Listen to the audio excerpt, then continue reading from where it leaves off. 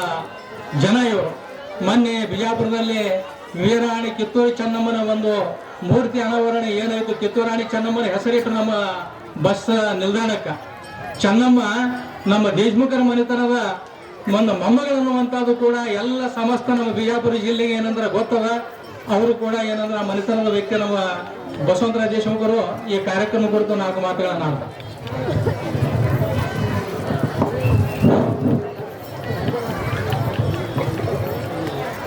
ಕ್ಷೇತ್ರದ ಕ್ಷೇತ್ರಾಧಿಪತಿ ಪ್ರಭುಲಿಂಗ ದೇವರ ಗದ್ದಿಗೆ ಅಭಿಮಾನಿ, ನನ್ನ ಆರಾಧ್ಯ ಗುರುಗಳಾದ ಶಿವೇಶ್ವರ ಮಹಾರಾಜರ ದಿವ್ಯ ಪಾದಗಳನ್ನು ನಮಸ್ಕರಿಸುತ್ತಾ, ಯಾವ ಈ 77ನೇ ಗಣರಾಜ್ಯೋತ್ಸವ ಅಂಗವಾಗಿ ಹಮ್ಮಿಕೊಂಡದ ಈ ಧ್ವಜಾರೋಹಣ ಕಾರ್ಯಕ್ರಮ ಹಾಗೂ ವೇದಿಕೆಯನ್ನು ಅಲಂಕರಿಸಿದಂಥ ಆರಾಧ್ಯ ಗುರುಗಳು ಹಾಗೂ ನಮ್ಮ ಗುರುಗಳ ಪರಮ ಶಿಷ್ಯರಾದಂಥ ಅಡಲಿಂಗ ಮಹಾರಾಜರ ದಿವ್ಯ ಪಾದಗಳನ್ನು ನಮಸ್ಕರಿಸುತ್ತಾ, ಅದೇ ರೀತಿ ಇನ್ನು ಗುರುಗಳಾದಂಥ ಜ್ಞಾನಸಿಂಧು ಮಹಾರಾಜರ ದಿವ್ಯ ಪಾದಗಳನ್ನು ನಮಸ್ಕರಿಸುತ್ತಾ,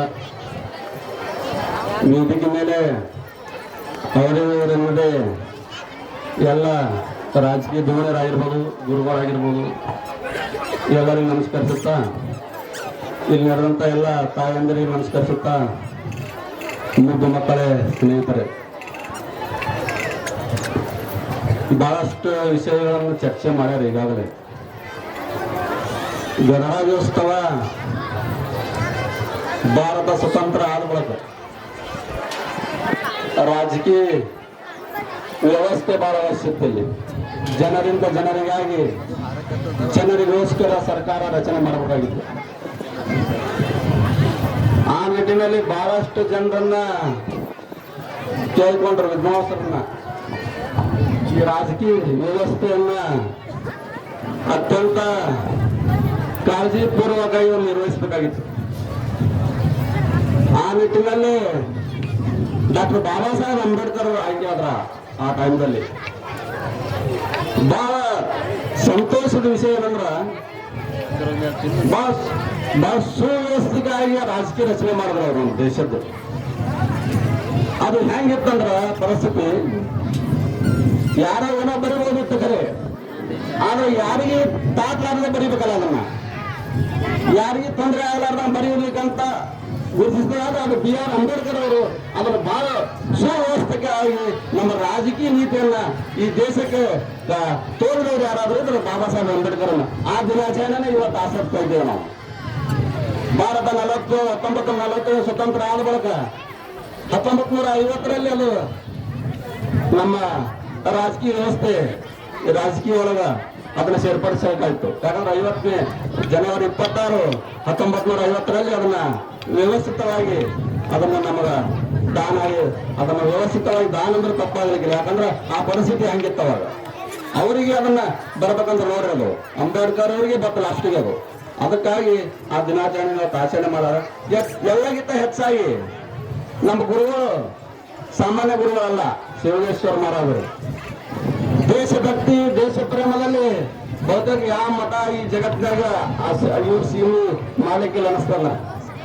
ಯಾಕಂದ್ರ ಈ ರಾಷ್ಟ್ರ ಕಾರ್ಯಕ್ರಮ ಆಗಿರ್ಬೋದು, ದೇಶ ಪ್ರೇಮದ ಕಾರ್ಯಕ್ರಮ, ಸ್ವತಂತ್ರ ಭಾರತದ ಕಾರ್ಯಕ್ರಮಗಳು ಏನದವ, ರಾಜಕೀಯವಾಗಿರುವಂತ ಕಾರ್ಯಕ್ರಮಗಳು ಈ ಧರ್ಮ ಕ್ಷೇತ್ರದಲ್ಲಿ ನಡೆಸ್ಕೊಂಡು ಬಂದಿದ್ದವ್ರು ಯಾರಾದ್ರೂ ನಮ್ಮ ಶಿವೇಶ್ವರ ಮಹಾರಾಜರಂದ್ರೆ ತಪ್ಪಾಗಲಿಕ್ಕಿಲ್ಲ. ಯಾಕಂದ್ರೆ ಅವರು ಬಸಲಿಂಗಪ್ಪ ನಮ್ಮ ವಂಶಸ್ಥರು ವೀರ ಬಸಲಿಂಗಪ್ಪ ದೇಶಮುಖರು ಸ್ವತಂತ್ರ ಆಗಿ ಹೋರಾಟ ಮಾಡಿ 1858ರಲ್ಲಿ ಅವ್ರಿಗೆ ಗಲ್ಲಿಗಾಯ್ತು. ದೇಶಕ್ಕಾಗಿ ಪ್ರಾಣ ಕೊಟ್ಟ ಮನೆತನ ನಮ್ದು. ಅವರ ನೆನಪಿಗಾಗಿ ಅಪ್ಪೂರ ರೋಡ್ ಮತ್ತು ನೋಡ್ರಿ, ಅವರ ಕಾಲ್ಪನಿಕ ಚಿತ್ರ ಮಾಡಿ ಅವರ ಕುದುರೆ ಮ್ಯಾಗ ಕೂತಂತ ಒಂದು ಮೂರ್ತಿಯನ್ನು ಪ್ರತಿಷ್ಠಾಪನೆ ಮಾಡಿದ್ರು ಅವಾಗೆ. ಯಾಕಂದ್ರೆ ಅವ್ರಿಗೆಲ್ಲ ದೇಶ ಪ್ರೇಮ ಅಷ್ಟದ. ಮೊನ್ನೆ ನಡೆದಂತ ಕಾರ್ಯಕ್ರಮ ಹೇಳಿದ್ರೆ ವಕೀಲರು, ಈ ಕಿತ್ತೂರು ರಾಣಿ ಚೆನ್ನಮ್ಮನ ಮೂರ್ತಿ ಅವಾರ್ಡ್ ಹಾಗೂ ಬಸ್ ಸ್ಟ್ಯಾಂಡ್ ಹೊಸ ಹೆಸರು ಇರುತ್ತಂತ ಕಾರ್ಯಕ್ರಮ ಇತ್ತು ಬಿಜಾಪುರದಲ್ಲಿ. ಆ ಕಿತ್ತೂರು ರಾಣಿ ಚೆನ್ನಮ್ಮರ ತಾಯಿ ತವ್ರ ಮನೆ ಜಂಬಿಗೆ ಪದ್ಮಾವತಿ ಅವರ ತಾಯಿ ತವ್ರ ಮನೆ ಜಂಬಿಗೆ, ಆದ್ರೆ ನಮ್ಮ ಮನೆತನ. ಯಾಕಂದ್ರೆ ಹೆಮ್ಮೆಯಿಂದ ಹೇಳ್ಬೇಕು ಇಚ್ಛಾ ಪಡ್ತೀನ. ಯಾಕಂದ್ರೆ ಅದು ಇಷ್ಟು ದಿನ ನಡೆಯುತ್ತಿದ್ದು ಬಿತ್ತದು. ಯಾಕೆ ಅಪ್ಪರ ಆಶೀರ್ವಾದ ಜ್ಞಾನಸುಮಾರ್ ಅವರ ಆಶೀರ್ವಾದ, ಗುರುಗಳ ಆಶೀರ್ವಾದದಿಂದ ಅದು ಇದು ಯಶಸ್ವಿಯಾಗಿ ಅಂತ ಕಾರ್ಯಕ್ರಮ ಯಶಸ್ವಿ ಆಯ್ತಂತ ನಾನು ಅತ್ಯಂತ ಹೆಮ್ಮೆಯಿಂದ ಹೇಳಕ್ ಇಚ್ಛಪಡ್ತೀನಿ. ಯಾಕಂದ್ರೆ ಇವೆಲ್ಲ ಈ ರಾಜಕೀಯವಾಗಿ ಹಿಂದುಳಿದಿದ್ದು ಬಹಳ, ಅದು ಗುರುಗಳು ಅಂತವರು ಸಮರ್ಥ ಗುರುಗಳು ಅದನ್ನ ಪ್ರಚನೆ ತರುವಂತ ಕೆಲಸವನ್ನು ಯಾರಾದ್ರೂ ಮಾಡಿದ್ರೆ ನಮ್ಮ ಈ ಪ್ರಭುಗರ ಬೆಟ್ಟದಿಂದ ಬಹಳಷ್ಟು ಅನುಕೂಲ ಆಗಿದೆ ಅಂತ ಮಾತನ್ನ ಹೇಳುತ್ತಾ, ಯಾಕಂದ್ರೆ ಇನ್ನು ಕೆಲವು ಎಲ್ಲ ವಿದ್ಯಾರ್ಥಿಗಳು ಯಾವ ಕಲ್ಚರಲ್ ಪ್ರೋಗ್ರಾಮ್ಗಳು ನಾನು ಹೆಚ್ಚಿಗೆ ಮಾತಾಡಲ್ಲ. ಎಲ್ಲರಿಗೂ ನಮಸ್ಕಾರ.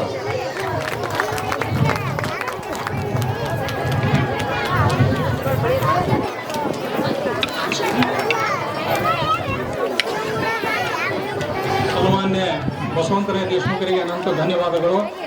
ಅವರು ರಾಣಿ ಚೆನ್ನಮ್ಮನ ಕುರಿತು ತಮ್ಮ ವಂಶಸ್ಥರ ಅನ್ನುವಂಥದ್ದು ಹೆಮ್ಮೆಯಿಂದ ಹೇಳಿದಂಥ ಒಂದು ಮಾತನ್ನು ಕೇಳಿ ನಮಗೆ ಬಹಳ ಸಂತೋಷ ಆಯಿತು.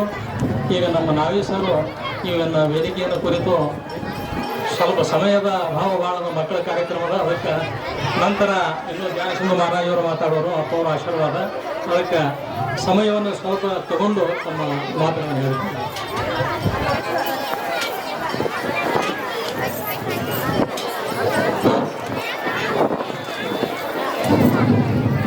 ಶತಮಾನ ಕಂಡ ಸಂತ ಸಿದ್ದೇಶ್ವರ ಸ್ವಾಮಿಗಳ ಪಾದಾರದಲ್ಲಿ ಹಣಿಮಣಿಯುತ್ತಾ ಅಷ್ಟ ದಿಕ್ಕುಗಳಲ್ಲಿ ಅಷ್ಟಪಾಲಕರಾಗಿ ಮೆರೆದು ನಿಂತಿರ್ತಕ್ಕಂಥ ಪ್ರಭುದೇವರ ಬೆಟ್ಟದಲ್ಲಿ ನಾನು ಶಿರಸಾಷ್ಟ ನಮಿಸ್ತಾ ಈ ನಾಡಿನಲ್ಲಿ ಶಿಕ್ಷಣ ಕ್ರಾಂತಿಯನ್ನು ಬೀಳಿರ್ತಕ್ಕಂಥ ನನ್ನ ಆರಾಧ್ಯದ ಬಂತನಾಳ ಸಂಗಣ ಬಸವೇಶ್ವರ ಪಾದಾರದಲ್ಲಿ ಹಣಿಮಣಿಯುತ್ತಾ